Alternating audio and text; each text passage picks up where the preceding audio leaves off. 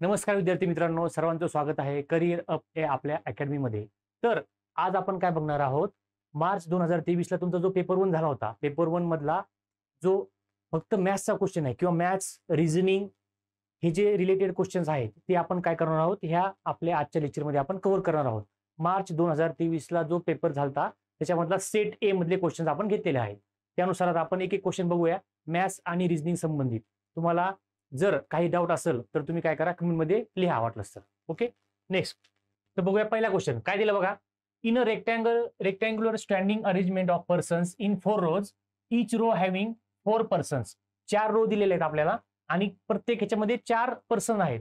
If jth row is in the ith row, is us to move to the place of ith person of jth row of all I is equal to 1 2 3 4 and j is equal to 1 2 3 4, then how many persons have changed their original position. आता हे कसं English मध्ये दिलेलं आहे, तुम्हाला थोडं confuse वाटेल किंवा अवघड वाटेल. याच्यामध्ये अवघड काहीच नाहीये. आता तुम्हाला एक डायग्राम काढतो मी, त्यानुसार समजेल तुम्हाला. तर बघा इकडं काय दिलेलं आहे बघा आपल्याला. असं एक आपल्याला काय दिलेलं आहे, रेक्टँग्युलर एक म्हणजे 4 रेक्टँग्युलर स्टँडिंग अरेंजमेंट दिली आपल्या, बरोबर. म्हणजे आता इथे काय होणार, 4 रो होतील आणि 4 कॉलम होतील, बरोबर. आता हे रो केले आपण, हे झाले उभे कॉलम 2 3 4. आता इथे काय केलं त्यांनी, 4 पर्सन घेतले. म्हणजे आपण काय करू शकतो इथे बघा, आता 1 1 इथं 1 2 1 आणि 3 इथं असतील, इथं 1 आणि 4 हे पर्सन असतील. इथं काय होणार परत, इथं पण तेच होणार. इथं 2 1 असतील, इथं 2 आणि 2 दोघं एकत्र असतील, इथं 2 आणि 3 असतील, इथं 2 आणि 4 असतील. इथं काय होणार, 3 आणि 1 सोबत असतील, 3 आणि 2 असतील, 3 आणि 3 असतील, 3 आणि 4 असतील. इथं असणार 4 आणि 1 4 आणि 2 4 आणि 3 आणि 4 आणि 4. इथं काय विचारलं त्यांनी, how many persons have changed their original position. म्हणजे कोणी कोणी त्यांची ओरिजिनल पोझिशन चेंज केलेली आहे. तर तुम्ही जर आता बघितलं डायगोनली, जर बघितलं तुम्ही तर बघा, आता डायगोनली तुम्ही बघितलं तर इथे बघा, आता ह्याच्यामध्ये हा पर्सन, हा 1 1 2 2 3 3 आणि 4 4, हे जे 4 पर्सन आहेत हे त्याच जागेवर असतील, त्यांनी पोझिशन चेंज केलेली नाहीये. आता बाकीचे बघा, बाकीचे पर्सन बघा. आता इथे बघा 1 2 1 2 चा हा पर्सन इकडे 2 1 ला आलाय. म्हणजे ह्या दोघांनी काय केलं, जागा चेंज केली. म्हणजे हे झाले 1 आणि 2, बरोबर 2. परत हा एक 3, हा एक 4, बरोबर, हा 5 6 7 8 9 10 11 आणि 12. बघा 1 2 2 1 1 3 3 1 2 3 3 2 2 4 4 2 4 1 1 4 3 4 4 3. ह्या एवढ्या 12 लोकांनी काय केलेल्या जागा इंटरचेंज केलेल्या आहेत. आणि हे जे तुम्हाला विचारलं की कोणी कोणी पोझिशन चेंज केलेली नाहीये, तर तुम्हाला काय सांगायचं, 1 2 3 4 लोकांनी पोझिशन चेंज केलेली नाहीये. म्हणजेच उरलेल्या 12 लोकांनी पोझिशन चेंज केलेली आहे. म्हणून आपला आन्सर काय आला, आपल्याला आपला आन्सर आलेला आहे सी. काय आन्सर आहे आपलं, सी हे आपला आन्सर आलेला आहे. म्हणजे 12 लोकांनी पोझिशन चेंज केलेली आहे. समजले का. Next question. A water tank fills in 6 hours with first tap. आता एक वॉटर टँक आहे तिथे, समजा जर त्यांनी हा एक नळ आहे आपला, समजा हा एक ए नावाचा नळ आहे आणि हा बी, बरोबर. तर ह्यानी जर ह्या नळाने किंवा ह्या टॅपने जर पाणी भरलं तर 6 hours मध्ये काय होतं, हे पाणी फुल भरतं किंवा टाकी पूर्ण भरते. With first tap it takes 12 hours for the another tap. आणि 12 hours किंवा 12 तास लागतात कशाला, दुसऱ्या एका पाईपलाईनने किंवा दुसऱ्या नळानं पाणी भरण्यासाठी त्या टाकीला 12 तास लागतात आणि पहिल्या नळानं 6 तास लागतात. तर त्यांनी काय विचारलं, if both the taps are turn on simultaneously how long will it take to fill a vacant tank. जर दोन्ही पण, आता हे नळ आहे, ह्या नळानं 6 तास लागतात टाकी भरायला, ह्या नळानं लागतात आपल्याला 12 तास. जर त्यांचं म्हणणं आहे की दोन्ही नळ एकाच वेळी सुरू केले तर आपल्याला किती तास लागतील. तर हे तुम्हाला थोडं सोप्या पद्धतीनं किंवा जर तुम्हाला शॉर्टकट सांगायचं असेल तर शॉर्टकट पद्धतीने सांगतो तुम्हाला. तर काय करायचं, हे दोन, एक दिलं 6 hours, एक दिलं 12 hours. मग याला काय करायचं, 12 न्यूमरेटर मध्ये किंवा अंशामध्ये 12 गुणिले 6 करायचं, बरोबर. 12 गुणिले 6 करायचं आणि हे झाले 12 गुणिले 6 आपले आवर्स टोटल. आणि इथं काय करायचं, 12 + 6 करायचं. कारण 1 12 1 6 1 12 1 6 आहे. वरती मल्टिप्लिकेशन, खाली ऍडिशन करायचं किंवा वरती गुणाकार, खाली बेरीज करायची. मग काय झालं, 12 × 72 आणि 12 × 6 18. ह्याला जर तुम्ही डिवाइड केलं तर उत्तर येतं तुमचं 4. समजलं. म्हणजे तुमचं उत्तर काय आलेलं आहे, 4 hours. 4 तासामध्ये तुमची दोन्ही नळ जर सुरू केले तर तुमचे 4 तास लागतील कशाला, टँक भरायला. कसं केलं मी, आपल्याला काय दिलेलं, एक 6 तास दिले, एक 12 तास दिलं, दोघांचं गुणाकार अंशामध्ये आणि दोघांची बेरीज छेदामध्ये, त्याचा भागाकार करा, डिवाइड करा, उत्तर तुमचं जे उत्तर येईल तुमचं उत्तर येईल. उत्तर आलं 4 तास. समजलं. Next question. तर आपण काय करूया, इथं काय दिले बघा आपल्याला, X gets 10% point higher than Y. मग आपण काय करूया, वायला मिळाले 100 पॉईंट, मग एक्सला किती मिळाले, 10% जास्त म्हणल्यावर काय होणार, 110 होणार. बरोबर. Then what is the percentage of Y gets less points than X. Percentage कशाचं, वायला लेस पॉईंट मिळतील कशापेक्षा, एक्सच्या. मग वायचे पॉईंट कसं काढणार आपण, वायचं काय होणार म्हणजे 110 मायनस 100. बरोबर. जे आपल्याला लेस असू का, लेस असेल किंवा जास्त असेल, कमी असेल किंवा जास्त असेल, ते आपल्याला अंशात ठेवायचं किंवा न्यूमरेटर ठेवायचं. आणि कंपॅरिझन कोण सांगितलं, दॅन एक्स. कंपॅरिझन एक्स बरोबर आहे, मग एक्सचं किती, 110. आणि हे काय विचारलं, पर्सेंटेज मध्ये विचारलं, व्हॉट पर्सेंटेज, मग गुणिले 100 करायचंय. बरोबर. हे काय होणार, 10 भागिले 110 गुणिले 100. बरोबर. हा 0 कॅन्सल, हा 0 कॅन्सल, म्हणजे उत्तर काय आलं आपलं, 10 × 10 किंवा 10 × 10, 100 डिवायडेड बाय 11. बरोबर. 100 डिवायडेड बाय 11 असं उत्तर आपलं पाहिजे. तर असं उत्तर आपलं ऑप्शन कोणतंच नाहीये, त्यामुळे हा प्रश्न काय झालाय, हा प्रश्न त्यांचे ऑप्शन चुकल्यामुळं त्यांचं हा प्रश्न काय झालेला आहे, कॅन्सल केलेला आहे त्यांनी. किंवा हे आपलं ह्याला असू शकतो आपण 11. बरोबर. 11 9 जा 99, म्हणजे 11 गुणिले 9 99 प्लस 100, 100 भागिले 11, हे आपण असू शकतो. म्हणजे मला वाटतं त्यांचं हे ऑप्शन थोडं त्यांचं प्रिंटिंग मिस्टेक झालेली आहे, किंवा मग हे ऑप्शन बरोबर आलं असतं, पण त्यांनी काय केलं, डायरेक्टली हा ऑप्शन चुकलेला असल्यामुळं आपलं हे उत्तर पाहिजे किंवा हे उत्तर पाहिजे, दोन्ही उत्तर ऑप्शन मध्ये नाहीये. मग हा प्रश्न काय केलेला, स्किप केलेला आहे. बरोबर.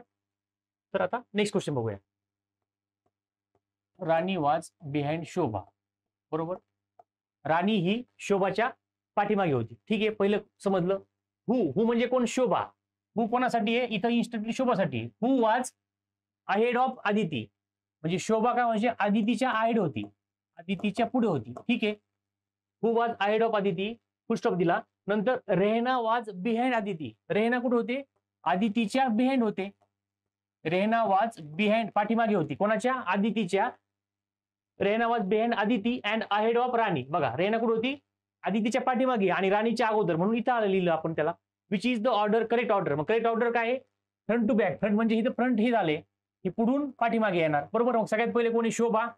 शोभात ऑप्शन 2 ऑप्शन येतं, मग हे 2 ऑप्शन आपण काय करू, डायरेक्टली एलिमिनेट करून टाकू.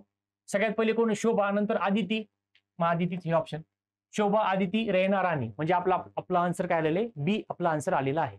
समजतंय का. व्यवस्थित तुम्ही प्लॅनिंग करा, व्यवस्थित लिहून घ्या, तुमचा आन्सर लगेच येऊन जाईल. बघून घ्या एकदा. Next question.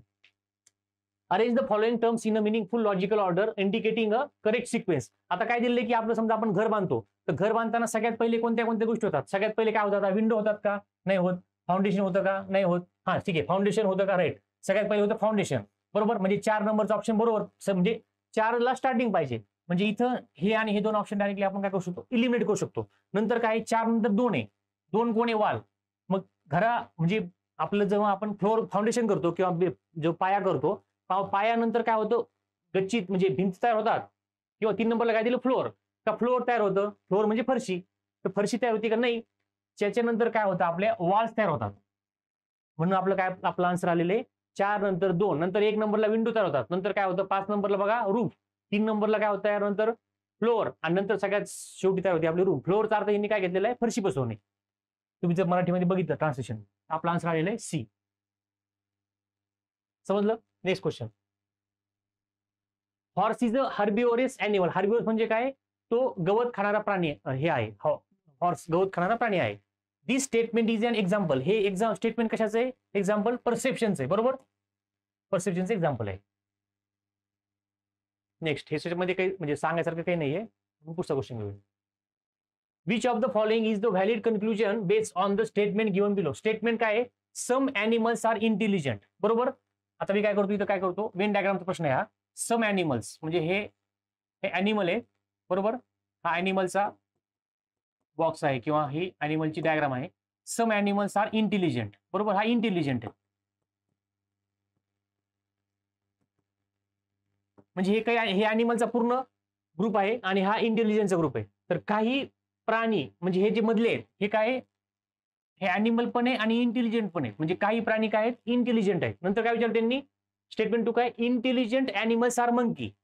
म्हणजे इंटेलिजंट मध्ये काय येणार, मंकी. इथं म्हणजे मंकी येणार, इथे येणार, याला एम लिहितो. म्हणजे इंटेलिजंट ॲनिमल कोण आहेत, मंकी आहेत. म्हणजे इथे येणार बरोबर. मग कन्क्लुजन बघा त्यांनी काय काढले. Conclusion 1, all monkeys are intelligent. सगळे मंकी इंटेलिजंट आहेत का? बरोबर आहे, हे स्टेटमेंट बरोबर आलं. Conclusion 2, horses are intelligent. Horses are intelligent. त्यांनी सांगितलं का आपल्याला, त्यांनी म्हणले का हॉर्स इंटेलिजंट आहे का नाहीये? त्यांनी काय सांगितलं की सम ॲनिमल. मग हॉर्स इंटेलिजंट पण असू शकतो किंवा नसू पण शकतो. मग आपण ते कन्क्लुजन करू शकतो ह्याच्यावरून? नाही करू शकत. त्यांनी आपल्या हॉर्स बद्दल काही सांगितलंच नाही, सम ॲनिमल सांगितलं. मग सम मध्ये हॉर्स असेल पण नसेल पण, मग आपण तर हो म्हणू शकत नाही. म्हणून फक्त काय आहे ना, स्टेटमेंट 1 म्हणजे काय आपलं आन्सर आलं, ओनली वन स्टेटमेंट किंवा only one conclusion is correct. बरोबर आहे. बघा नेक्स्ट क्वेश्चन. आता आपल्याला काय दिलेले, वेन डायग्राम दिलेले आहेत. तर which of the following diagram show the correct relationship among the terms. म्हणजे याच्यामध्ये काय बघा, एंटरप्रेनर्स आहेत, एंटरप्रेनर आहे, मॅरिड आहेत काही लोक बरोबर, आणि काही वुमन आहेत. तर ह्याच्यामधली कोणती वेन डायग्राम बसू शकते? तर आपला ऑप्शन सी आहे त्याच्यामध्ये. तर सी कशामध्ये सांगू का तुम्हाला? तर बघा, काही इंटरप्रेनर्स जे असतात, इंटरप्रेनर्स म्हणजे काय की जे नवीन उद्योग करतात किंवा जे नवीन उद्योगधंदे टाकतात किंवा जे स्वतःचा बिझनेस करतात त्यांना म्हणतो आपण इंटरप्रेनर. तर काही इंटरप्रेनर हे काय असतात, मॅरिड पण असू शकतात. समजा हा पण घेतला इंटरप्रेनर घेतला, हा मॅरिड घेतला आणि वुमन घेतला. आता त्याच्यामध्ये काही इंटरप्रेनर मॅरिड असू शकतात आणि त्याच्यामधले काही वुमन असू शकतात. मग असेच अर्थ असं नाही की सगळेच वुमन असू शकतात, काही माणसं पण असू शकतात, काही मॅरिड असू शकतात, काही अनमॅरिड असू शकतात. त्याच्यामुळे काय दिलेलं आपलं ऑप्शन हे सी बरोबर येणार आहे. त्याच्यामध्ये कन्क्लुजन आपण ऑप्शन सीचं त्यामुळे काढलेलं आहे. बरोबर आहे. काही इंटरप्रेनर आहेत, मॅरिड पण आहेत आणि वुमन्स पण आहेत, हे तिन्ही एकमेकांना इंटरमिक्स आहेत. त्याच्यामुळे आपला ऑप्शन सी करेक्ट आहे आलेला आहे. नंतर पुढचा क्वेश्चन मध्ये काय दिलं बघा, the following is the distribution of number of companies of different types in different districts of a state. एक आपल्याला काय दिलेली, एक डायग्राम दिलेली किंवा एक चार्ट दिलेला आहे. ह्या चार्टवरनं आपल्याला काय करायचंय, ह्या चार्टवरनं आपल्याला फाइंड आउट करायचंय की पुढचे जे क्वेश्चन आहेत ते चार्ट बेस्ड क्वेश्चन आहेत. त्याच्यानुसार आपण हे क्वेश्चन फाइंड आउट करून पुढे जाऊया. आता क्वेश्चन बघूया direct. For which type of industry the difference between the companies of district E and B is maximum. म्हणजे ई, आता हा कॉलम बघायचा आणि बी हा कॉलम बघायचा. तर ई आणि बी मधल्या कंपनीचा डिफरन्स मॅक्झिमम कुठे आहे ते फाइंड आउट करायचंय. मग काय होणार बघा, म्हणजे पहिला आता बघूया ॲग्रोबेस. ॲग्रोबेस मध्ये उत्तर इथं डायरेक्टली तुम्ही आता 165 मायनस 86 बरोबर, 165 मायनस 86 बरोबर. म्हणजे काय होणार, 15तून 6 गेले 9, परत 16तून 9 गेले 7, 0. म्हणजे बघा याचं उत्तर आलं 79. नंतर काय आलं दुसरं, ई आणि बी चा डिफरन्स कुठे मॅक्झिमम येतो. मग परत इथे काय होणार, 120 मायनस 70. याचं उत्तर डायरेक्ट काय आलं आपलं, 120 मायनस 70. डायरेक्ट उत्तर काय आलं याचं, 50. नंतर तिसरं कोण आहे, आता बघा ए आणि बी. ए आणि बी म्हणल्यावर काय केलं आपण, पहिले 165 घेतले, 86 घेतले, 120 घेतले, 70 घेतले. नंतर 176 मायनस 90, 176 मायनस 90 काय होणार, 6 काय होणार आहे, 6 आणि 8 बरोबर. नंतर 132 आणि 92, 132 वजा 92 काय होणार, 0 आणि 40. नंतर 154 मायनस 86, ए आणि बी बघा, 154 मायनस 86 काय होणार, 8 नंतर 6, 8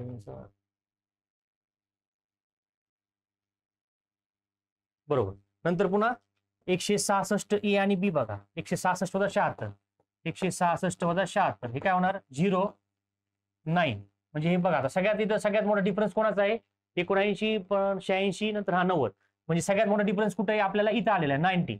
कोणते, इंजिनिअरिंग अँड अलाइड. मग आपला आन्सर काय पाहिजे, इंजिनिअरिंग अँड अलाइड. म्हणजे ऑप्शन ए आपलं बरोबर आहे. काय विचारलं त्यांनी, ए आणि बी चा डिफरन्स मॅक्झिमम कुठे आहे. मग आपण काढले सगळे डिफरन्स. इथं उत्तर बघा 90 सगळ्यात मॅक्झिमम 90 आहे. कोणासाठी, इंजिनिअरिंग अँड अलाइड साठी. त्याच्यानुसार आपलं उत्तर ए आलेलं आहे. समजलं. Next question. परत ह्याच्यावरतीच बेस आहे, चार्टवरतीच.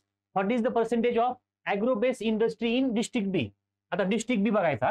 नंतर काय विचारलं, ॲग्रोबेस म्हणजे इथंच विचारलं आपल्याला. मग ॲग्रोबेस इंडस्ट्रीचं पर्सेंटेज किती आहे. मग पर्सेंटेज म्हणलं काय करणार आपल्याला, किती दिलेले, 86 दिलेले बरोबर. तर 86 कोणाच्या कंपॅरिझन मध्ये, पूर्ण टोटल किती आहे, बीचं 500 आहे बरोबर.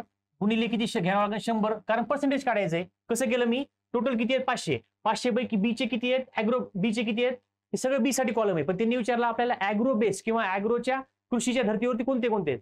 मग ते 86 फक्त बी मधले ऍग्रोचे 86 आहेत. मग 500 पैकी 86, मग ते 100 ला गुणाकार केलं तर पर्सेंटेज येतं. 2 0 कॅन्सल झाले. हे आपलं आलं 86/5. तर ह्याला तुम्ही भागाकार केला तर करून बघा. 86/5 बरोबर. 5 1 5, 8तून 5 गेले, 3 उरले. परत आपण काय केले, वरून 6 घेतले, 36 झाले. 5 7 काय झालं, 35 झालं बरोबर. परत काय उरलं, 1 उरला, इथं पॉईंट दिला, इथं 10 झाले, म्हणजे 5 दुनी 10, म्हणजे 17.2% आलं. आहे का ऑप्शन? आहे, बी ऑप्शन आहे. 17.2% आपलं उत्तर आलेलं आहे. ऍग्रोबेस विचारलं, बी साठी विचारलं, पर्सेंटेज विचारलं, उत्तर काढलेलं आहे. Next, in a certain state 60% are married employees and 52% graduate employees. हा तुम्हाला एक बेसिक क्वेश्चन आहे, वेन डायग्राम वरतीच आहे. हा क्वेश्चन तुम्ही घरी करा, ह्याचा आन्सर मला सांगा वाटलं तर. ह्या तुम्हाला होमवर्कसाठी क्वेश्चन आहे. ओके, नेक्स्ट क्वेश्चन बघूया.